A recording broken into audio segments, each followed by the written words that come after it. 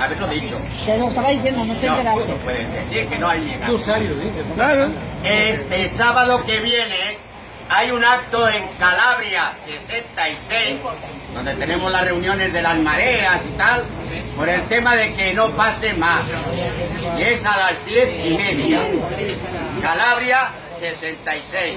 Es un centro, bueno, allí estaba la 11 antes, y ahora es como un centro cívico que es para esto, reuniones, Lo que estamos aquí, lo sabemos. tal, ¿vale? Eso, el sábado a las 10:30 en Calabria 66. Muy importante.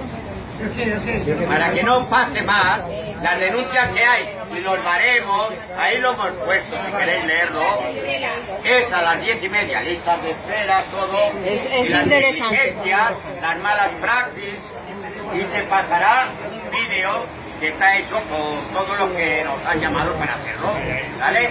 Y luego pues habrá pues todo un turno de palabras, preguntas y lo que sea. Y los bocadillos pues Luego.